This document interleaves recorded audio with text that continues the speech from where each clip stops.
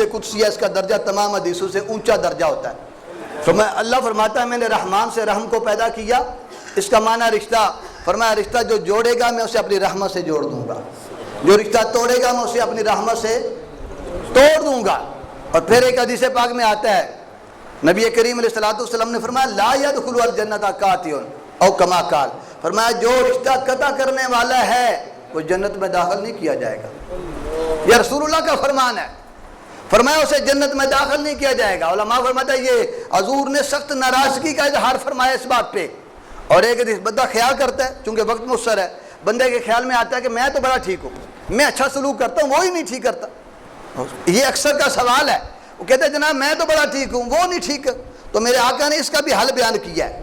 اور ابو ہریرہ اس کے راوی ہیں رضی اللہ تعالیٰ، کہتے ہیں ہم بیٹھے ہوئے تھے، ایک بندہ حضور کی بارگاہ میں آ گیا، عرض کہتا ہے یا رسول اللہ صلی اللہ علیہ وسلم میرے رشتہ دار ہیں، میں ان سے حسن سلوک کرتا ہوں، وہ مجھ سے اچھا سلوک نہیں کرتے، وہ نہیں اچھا سلوک کرتے۔ حضور میں احسان کرتا ہوں، وہ آگے سے برائی کرتے ہیں۔ آقا میں ان سے درگزر کرتا ہوں، میں بردباری والا معاملہ کرتا ہوں، میں تحمل والا معاملہ کرتا ہوں، وہ آگے سے جاہلیت والا سلوک کرتے ہیں، بتائیں اب میں کیا کروں؟ میرے آقا نے فرمایا اگر تو سچ کہہ رہا ہے، اگر ایسا ہی ہے جیسا تو کہہ رہا ہے کہ تو سلوک نیک سلوک کر رہا ہے، تو احسان کر رہا ہے، تو معافیاں دے رہا ہے، درگزر کر رہا ہے، تو پھر سن لے تو ان کو راکھ کھلا رہا ہے، اور جب تک تو اپنی اس روش پہ قائم رہے گا میرا رب تیری مدد فرماتا رہے گا۔ فرمایا تیری مدد ہوتی رہے گی، ان سے شر سے حفاظت تیرا رب تیری کرتا رہے گا، اللہ تیری حفاظت فرماتا رہے گا۔ ابو ہریرہ رضی اللہ تعالیٰ عنہ بیٹھے تھے، صحابی رسول ہیں، آپ نے فرمایا میری مجلس سے وہ بندہ ہی چلا جائے جو کسی سے رشتہ توڑ کے میری مجلس میں بیٹھا ہے۔ ایک نوجوان کھڑا ہو گیا، چلا گیا، اس کی پھپھو ناراض تھی، وہ گیا اس کو راضی کیا، اس نے کہا تو آ کیوں گیا آج؟ اس سے پہلے تو کبھی نہیں آیا، آج تجھے کس نے سمجھا دیا تو میرے پاس آیا ہے؟ اس نے کہا میں آج حضور کے غلام کے پاس بیٹھا تھا، ابو ہریرہ ان کا نام ہے، انہوں نے کہا جس کا رشتہ ٹوٹا ہے وہ میری مجلس میں نہ بیٹھے، اپنی مجلس سے اٹھا دیا ہے، اس لیے میں آ گیا۔ انہوں نے کہا ٹھیک ہے میں راضی ہو جاتی تو میں آ گئی ہوں۔ یہاں پہ ایک جملہ کہہ دوں، وہ بڑے لوگ تھے اور بڑے لوگ ہیں وہ بندے جن کے پاس کوئی معافی مانگنے جائے تو معاف کر دے۔ ہمارے ہاں تالے لگا دیے دنوں کے اوپر، کاش کوئی موت کو یاد کر لے۔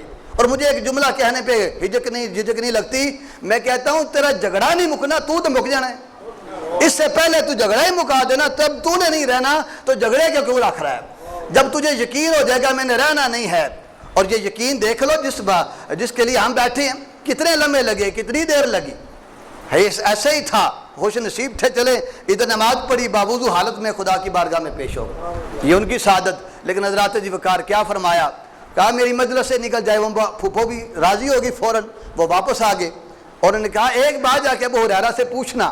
بات کیا تھی؟ انہوں نے کہا یہ پوچھنا ابو ہریرہ سے کہ تمہیں مجلس سے اٹھایا کیوں ہے، کیا وجہ بنی تمہیں اٹھایا یہاں سے؟ ابو ہریرہ کی بارگاہ میں نوجوان واپس آیا، بات ذرا قابل غور ہے سنیے گا۔ اس نے آگے عرض کی جناب آپ نے اٹھایا، میں چلا گیا، میں جا کے راضی ہو کے آ گیا ہوں، مجھے یہ بتائیں اٹھایا کیوں ہے، اپنی مجلس سے کیوں اٹھایا ہے؟ حضرت ابو ہریرہ رضی اللہ تعالیٰ عنہ کہتے ہیں میں نے اپنے محبوب سے سنا ہے، تاجدار کائنات علیہ الصلوۃ والسلام نے فرمایا جس مجلس میں ایک وہ بندہ بیٹھا ہو جو رشتہ توڑنے والا ہوتا ہے، اللہ اس مجلس پہ رحمت نازل نہیں کرتا۔ ایک بندہ بیٹھا ہو اللہ اس مجمع پہ رحمت نازل نہیں فرماتا۔ مجھے بتائیں جس گھر کے سارے رشتہ توڑ کے بیٹھے ہوں، جس فیملی کے سارے توڑ کے بیٹھے ہوں اور معاف کرنے کے لیے بھی تیار نہ ہوں، راضی ہونے کے لیے تیار نہ ہوں، اور بھائی ایک خدا کا واسطہ دے کے کہتا ہوں ناراض ہونے سے پہلے کسی قریبی عالم سے پوچھ لیں اس بات پہ میں ناراض ہونے لگا ہوں، میرا ناراض ہونا بنتا ہے کہ نہیں بنتا؟